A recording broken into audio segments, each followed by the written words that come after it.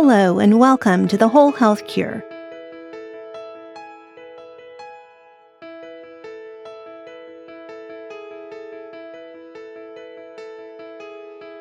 Our conversation today is on how to avoid food additives and emulsifiers and their effect on our health. Dr. Dawn Sherling is a board-certified internal medicine physician who's also board-certified in obesity medicine.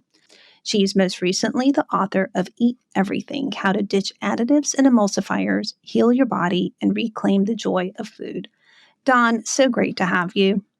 Thank you. So much fun to be here. Yeah, Dawn, we've had so many episodes around the topic of food, but most of the conversations we've had have been around macronutrients and around micronutrients in food, but very little have we focused on emulsifiers and additives. So how did you find your way into this topic? I found my way into this topic, I think, by accident. I was a doctor and I sort of became the patient when I started struggling with irritable bowel syndrome myself. And it was something that I did the things that we tell patients to do all the time, which is maybe cut out dairy. So I did that. Maybe cut out gluten. So I did that. Try low FODMAP. So I did that. And, nothing really worked great. I tried to convince myself that things were working and nothing worked great. And I remember my patients coming and telling me when they were doing low FODMAP, this is so hard. Do you have anything else? And I was like, yeah, no, this is it. This is what you do now. Hopefully I wasn't quite that dismissive, but it's something along those lines. And it really was, just this part of my life. I had 2 children. I was so busy. I was so stressed. I was like, okay, this is just something else I have to deal with. And then we decided to take a trip to Italy. And I was so nervous about that because I said, oh my gosh, I'm going to go to Italy and pizza and pasta and gelato, and it's going to wreck me, right? We get to Italy and I'm very, very cautious at first in eating the food there because I was afraid of that food, right? We were not supposed to eat that stuff if we have irritable bowel. And I slowly but surely started to eat it. I mean, maybe within a day or two, right? Because who can resist? So started to eat that stuff and nothing happened. I felt fine. And I was like, oh, okay. So I started getting a bit more adventurous. And within a few days, I realized I could literally eat everything in Italy. So hence the title of the book, right? Because I didn't care. I didn't think about it, right? Not only was I not thinking about dairy or gluten or FODMAPs, I wasn't thinking about macros or carbs, sugar content. Like I was just enjoying the food, which is something I think the Italians are known for. So I kind of embraced that and it was awesome. I get back to the US within 24 hours. My IBS comes roaring back and I'm miserable. And I'm like, oh, maybe I was eating more vegetables there. Maybe I was walking more. Maybe, I was on vacation. I had less stress. When my patients would come back from vacation and tell me these things, I'd say, oh, it was just, you were less stressed when you were on vacation, right? And so I thought those things. Okay, well, whatever I tried to do back in the US didn't work. The next summer, we actually got to go back and spend a little bit of time in Italy again. And just right when I landed, everything was fine again. And I was like, okay, this is weird. Like, why is this happening? So I started paying attention to what I was eating there, looking at the packages. And I realized the packages were very, very different. And for the most part, we were eating fresh food, right? Even when you go to a restaurant there, I think when you go to a restaurant in the US, it's a lot of prepackaged stuff that the kitchen is just putting together. I catered a party recently and was talking to the chef, and it was actually my book launch party. And I was like, I don't want any emulsifiers or additives. And he was like, well, then you can't have ice cream. There's no way I can source that without that stuff. Well, I'll make this sauce from scratch that I usually just open a jar for because you don't want this stuff, right? So even restaurants and caterers are using pre-prepared foods. Now we're calling ultra-processed foods, which may be a term you're familiar with, maybe not. Maybe we can talk about that in a little bit. And I decided to cut those things out of my diet in the US when I got back. And it turns out that I felt great again. I felt like I was back in Italy. So I started advising my patients to do similar. And they also felt a lot better. Not only that, but my patients struggling with their blood sugars got a lot better. And we can talk about that too and why that may be. But it was just really transformative for me. So I was like, okay, I've got to write this book because I feel like this is so important. The data has been coming out actually since about 2017 in fast and furious in really high impact factor journals. And we need to just start talking about it. Yeah. And it's amazing when you experience it yourself, and it does switch the role from doctor to patient, and changes really the advice that you give.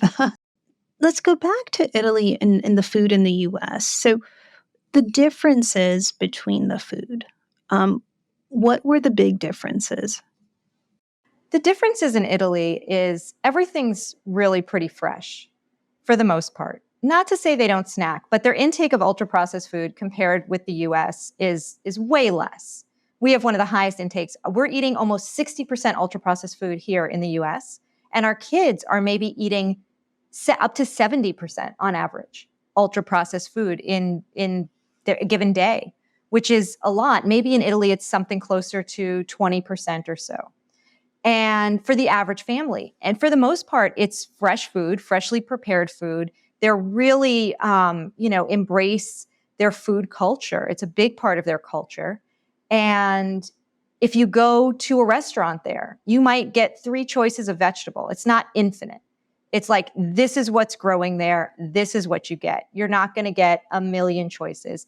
And food changes. The menus are changing. Things are changing. And so it's a different way of looking at food, really.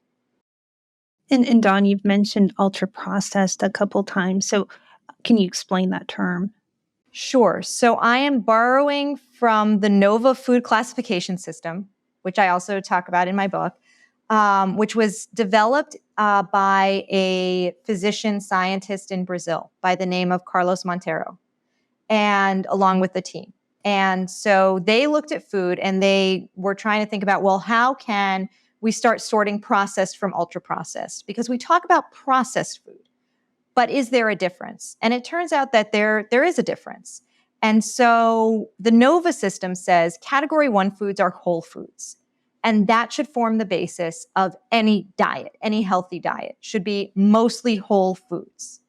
Category 2 foods in the NOVA system are culinary ingredients. So these are things like spices, salt, oil, and they accompany food when you're preparing the food. So you shouldn't use a ton of oil, but you can use some oil to prepare your food, right? Some butter to prepare your food. Spices, salt, not too much salt, right? But in food preparation, go ahead, use some salt. Category 3 are the traditionally processed foods. So things like actual bread. So I did, during the pandemic, turn into one of those sourdough bakers. And I can tell you the ingredients in sourdough, in real sourdough bread, right? It's the sourdough starter, which is basically just your yeast and bacteria and things that are growing on your counter or in your fridge in a container.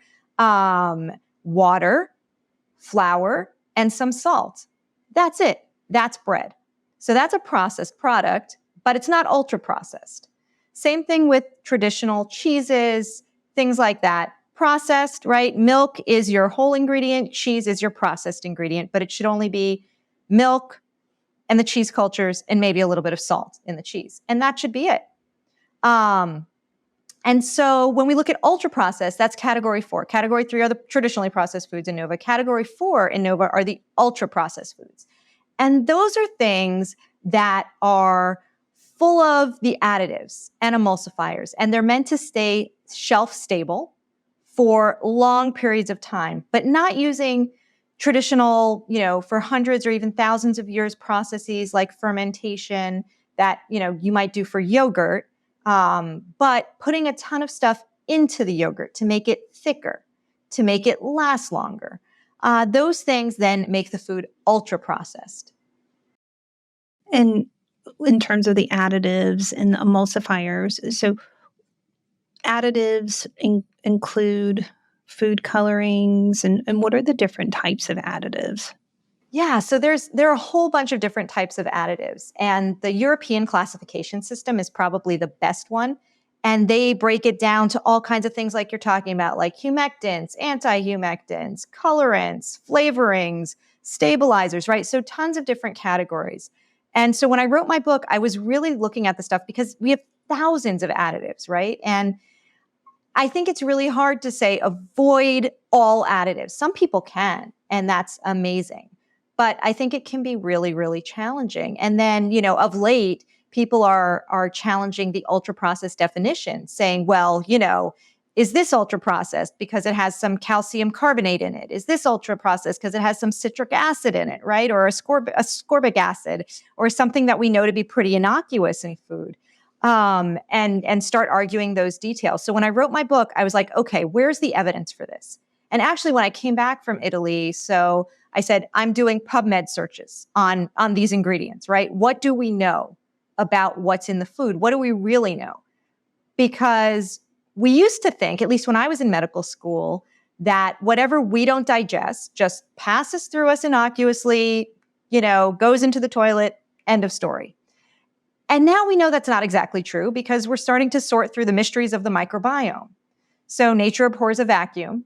If we're not using an additive for energy, for calories, for something, our microbiome probably will.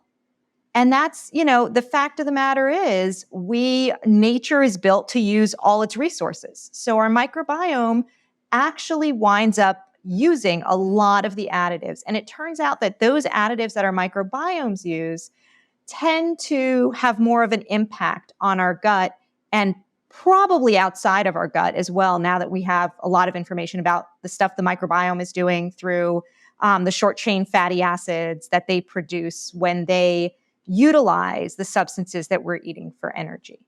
And so we're starting to recognize that those additives are probably the ones that we need to be paying a lot of attention to. And so that's what I try to focus on. And Dawn, in the kind of bigger picture of, there's so many variables in food that we need to take into account. Certainly, when we think of microbiome, we think of fiber. We also want to make sure we get adequate protein, adequate, vitamins, minerals. In terms of impact on health, the reason I think additives and emulsifiers haven't gotten the attention is, like you said, each person may think each one has a small impact, and we're not really looking at it as an aggregate of an effect. But when we look at the aggregate of all, like throughout the day, like you said, every little thing probably has some additive. And over the course of the day, even if we're eating minimally processed food and not ultra processed, we're still, I'm sure, getting some additives. How is that on a relative scale, if we can think of it in relative terms, compared to, say, macronutrients? Like if we're eating, hamburgers and fries, we know that's not good, but the impact on health of, even if we're eating what we presume are healthy foods, but there's some minimally processed and we're getting these additives and preservatives, what kind of impact is that having? Is it significant? Is it something? How worried should we be? That's a great question that a group of researchers from Brazil actually tried to answer. And this study, I want to say it came out about a year ago. And what they looked at, and so again, minimally processed is NOVA category 3, right? And shouldn't have those additives in it. When you start adding those additives, you're pretty much, and the additives like emulsifiers, food gums, maltodextrins, carrageenans, those are the things that make stuff ultra processed. And it's in a lot of our food. And when you start looking at those foods, which is what this group of researchers did, they basically looked at each 10% increment. So if you ate 10% ultra-processed food, 20%, 30%, 40%, looking at nutrition surveys, and then following a pretty big population out. I think this was tens of thousands of people, or maybe even over 100,000 people that they followed out for a number of years, and look at your chances of mortality. It tracked for every 10% increment more ultra-processed food that you ate, your chances of mortality within whatever time frame the study was went up. So there seemed to be a pretty big correlation. And of course, they tried to correct for things like social determinants of health and other things that might be associated with eating a more highly processed diet. So they did try to factor in for those other things. And it did seem, it was a fairly well done study. And it did seem that the more ultra processed food you ate, the higher your chances of having diet-related disease and of succumbing to diet-related disease. That's interesting. And you also mentioned emulsifiers. How does that factor in with some of these additives? Sure. So emulsifiers are a certain kind of additive. And what an emulsifier is basically a way to get oil and water to mix. So we know oil and water don't like to mix. And if you use an emulsifier, you get those things to mix and you make it really shelf stable, right? It's why when I bought natural peanut butter, and if you buy natural peanut butter, it'll separate, right? You'll get a layer of oil and then the peanut butter, and it doesn't look very attractive. And if you buy peanut butter with emulsifiers in it, it'll stay nicely mixed for potentially years. And so it looks much nicer and it's more shelf stable. And so it's very popular with food makers, the food industry. There was a study that was done, I want to say maybe 2015, 16, 17, somewhere around there, out of France. And what they looked at were all kinds of different emulsifiers. And this was not in humans, but this was using human stool, poop. And they basically looked at the different emulsifiers' effect on the microbiome and how those different emulsifiers, right? Because like I was alluding to earlier, the microbiome is going to use the emulsifiers as fuel. So some bacteria are going to preferentially grow depending on what you feed it. And you mentioned fiber earlier, and we talk about probiotics and that fibers, right? We don't digest fibers. Our gut bacteria do. And if we're feeding the gut bacteria good, healthy fiber within the food matrix, right? So within an apple, within oatmeal, within really whole foods or minimally processed foods, it seems to promote a healthier microbiome than many of these emulsifiers, if they're present, and really not in super big concentrations, tend to shift the microbiome to a less healthy microbiome. And so that's something that is really concerning. And there have been some studies done, smaller studies, of course, because it's hard to do these studies in people, showing that depending on what you're eating, additive-wise, that can shift your microbiome. And if you're eating a healthier diet, more whole foods-based diet, it's less inflammatory, right? There was one study, I think, out of Stanford where they measured inflammatory markers in people that were eating a higher fiber diet, natural fibers contained in whole food, or more fermented food diet. And it turns out that the folks on the fermented food diet actually had lower inflammatory markers, which is really interesting and just having to do with the shifts that eating those fermented foods caused within the microbiome. And is that the connection between additives and emulsifiers? Is it via gut microbiome that it's impacting health? Are there other ways that it's impacting our inflammatory status or other ways it's getting into our body? Probably, right? So we know that that changes our biome, but we also know that when you have a highly processed food, that, and especially now everyone's wearing those continuous glucose monitors, right? And what's interesting is I take care of a patient population that unfortunately can't afford that stuff, but they are very young, a lot of them coming from Central America, with diabetes in their 30s and 40s. And up until caring for this population, I was like, well, we all just need to move more, right? That's the message we've gotten. And it's a good message, but my patients do move more. They're construction workers and landscapers and house cleaners. They don't stop moving. So why on earth do they have diabetes in their 30s and 40s? It's counterintuitive. And really out of control diabetes, right? So we're talking about sugars in the 300s and 400s. We're talking about hemoglobin A1C, so the measure of your blood sugar over 3 months when they come in to the clinic of 13 or 14. Super high, right? So normal being less than 5.7. I used to say to folks with diabetes, well, cut down on your carbs, which is good advice, right? It's not bad advice. If you have diabetes, you have trouble processing carbs. But the real big difference came when I would ask patients to eat less ultra-processed food. And a lot of my patients come from countries with strong food cultures. So if I'm talking to a patient that comes from a country with a less strong whole foods-based culture, they didn't grow up with whole foods, it's really hard to explain how to eat a whole foods-based diet. If I'm talking to someone who grew up with eating whole foods and I say, eat more whole foods, eat more natural foods, a lot of them just get it immediately. And it's totally different because that's how they grew up. And so they're able to do that and make that shift and cut their hemoglobin A1C numbers from 13 down to 7 with minimal medication. And some of them are able to go off the medication when they cut out the ultra-processed stuff. So yeah, there's something about the ultra-processed food.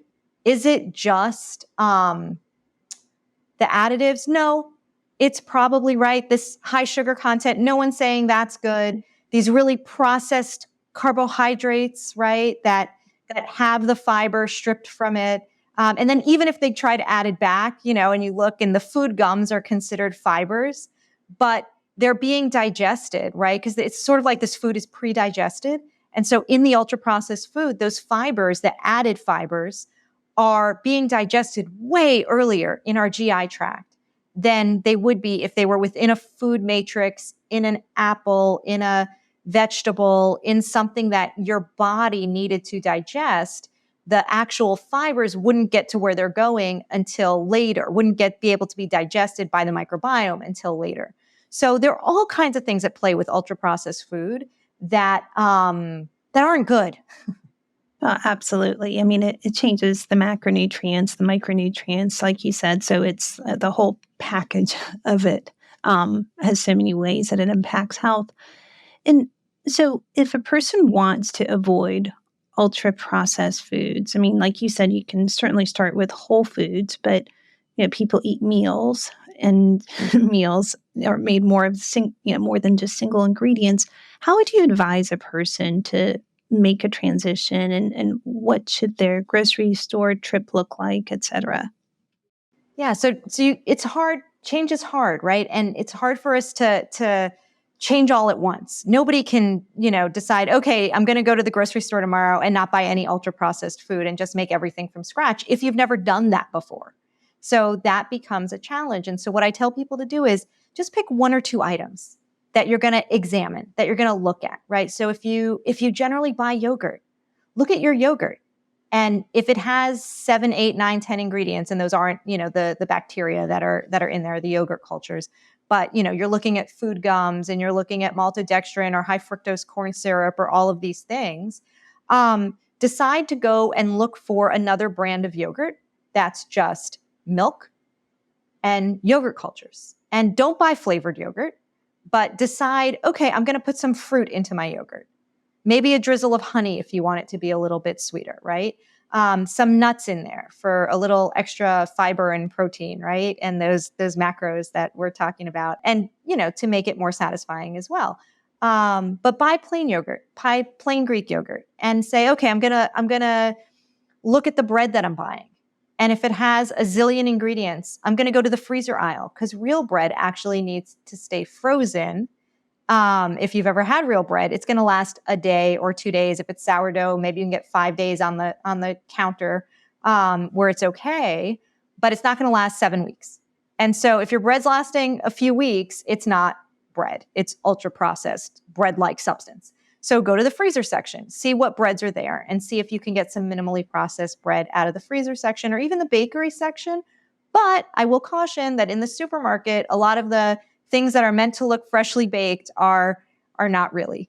So there's been a lot of effort put into kind of not being super honest with consumers. And so I tell people, ignore the front of the package and look at the back of the package and look at the ingredients and really see, do I have these ingredients? Would I have these ingredients in my kitchen?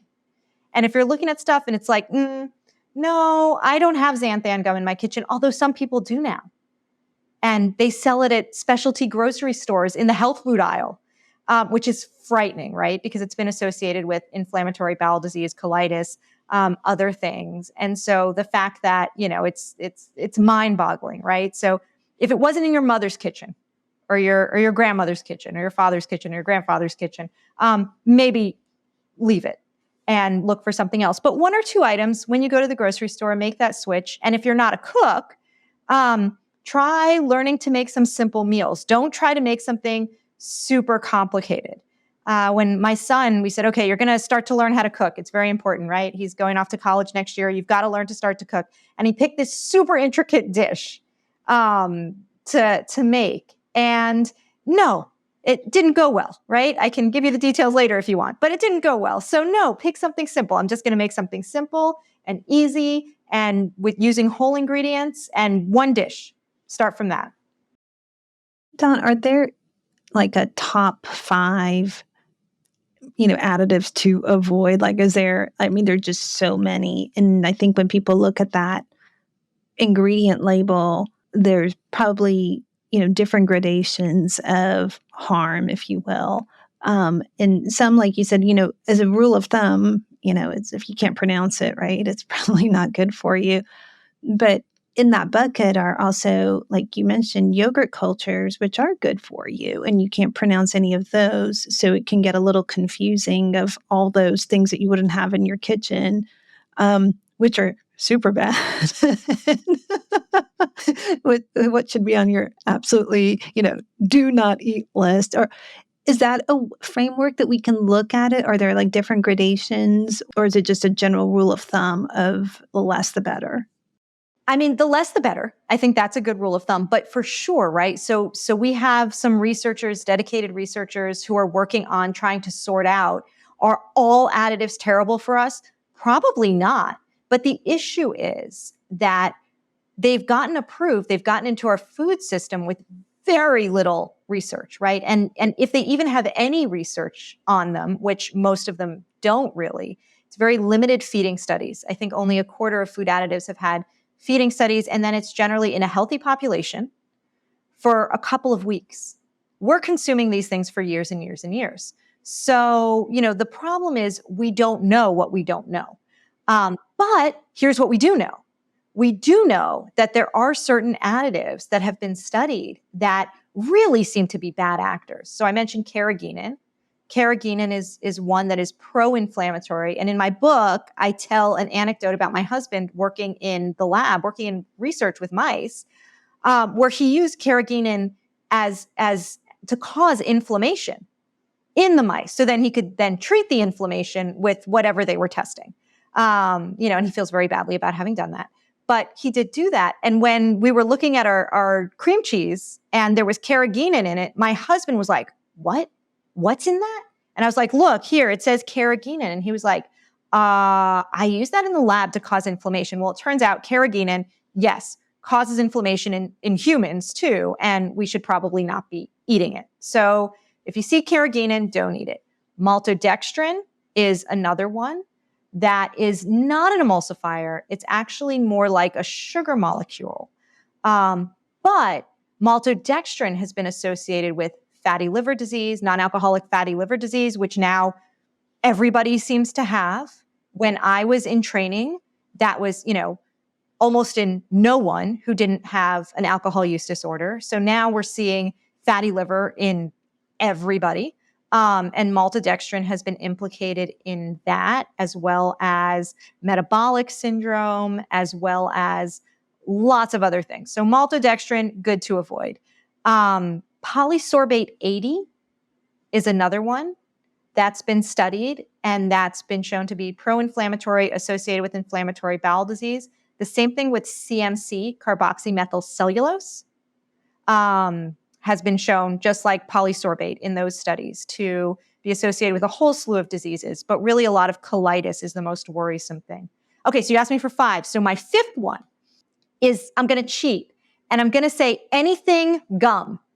So if there's some word followed by the word gum, drop it, because it is not probably good. A lot of the different gums have been studied and are associated with some ill effects. I mentioned xanthan gum, and there are a lot of other gums that have been associated with ill effects. So if you see those, Any of those 5, I would leave it alone. And I think if you're doing that, that's plenty. I list 25 additives in my book, but those 5, I would say if I had to pick the biggest offenders to avoid, if I could only avoid 5, those would be the 5. Where do artificial sweeteners fit in this picture? Yeah. Okay. So I have artificial sweeteners in my book listed in the to avoid list.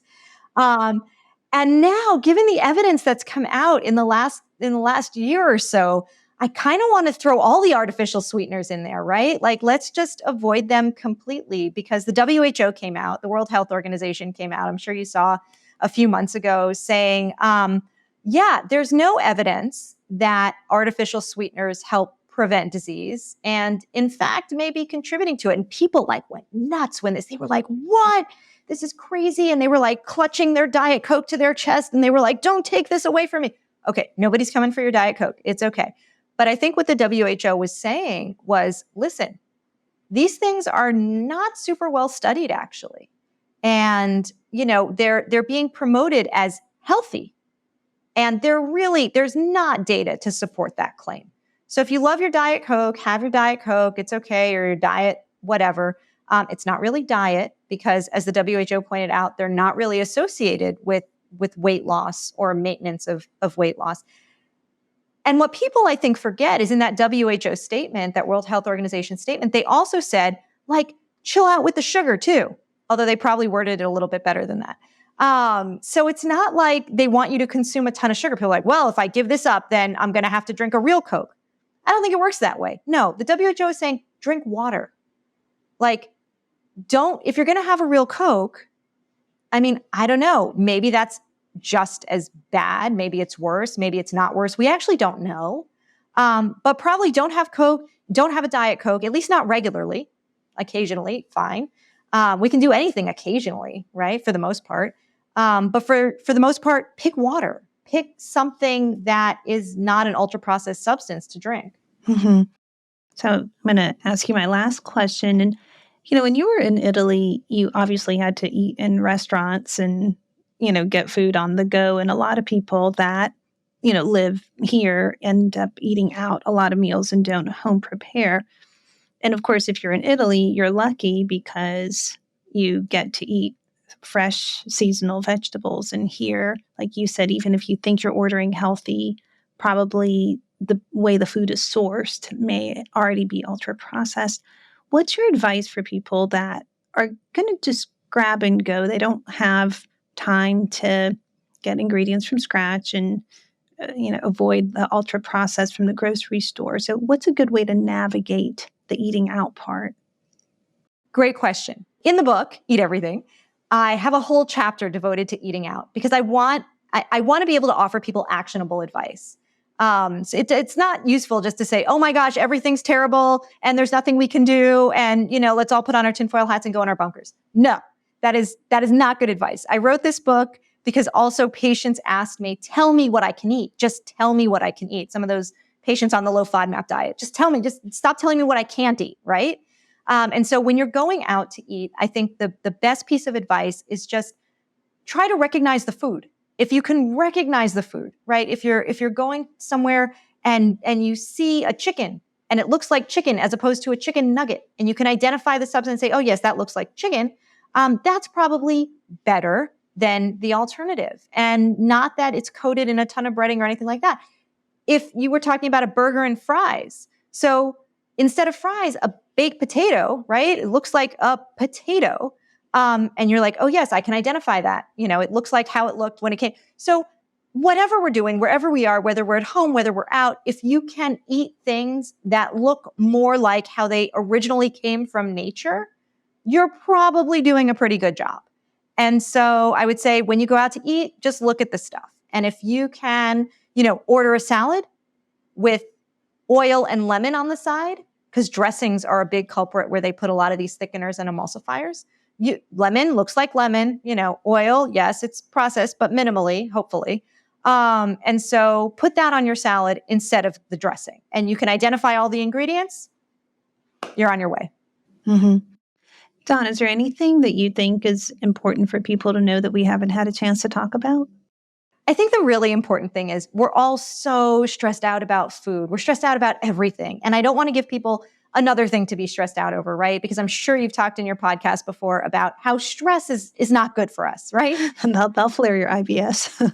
Yeah, it'll flare your everything, right? Stress is bad. Stress is bad for our health.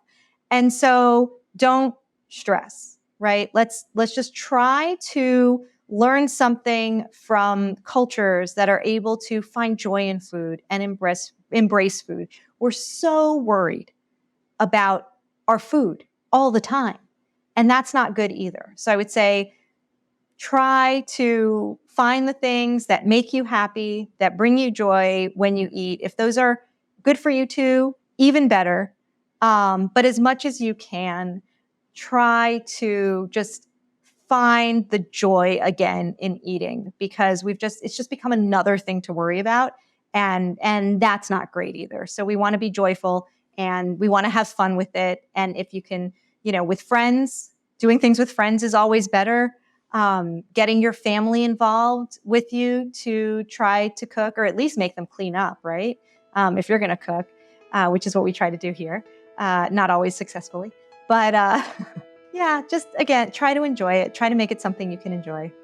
That's great. Well, Dawn, thank you so much. This is great information. It's just good to think about, what we're eating and, all the different things that impact our health that we don't stop and really pay attention to. So thank you for the information, and thank you for all the work you do taking care of patients and being on the front line. Thank you. Thank you so much.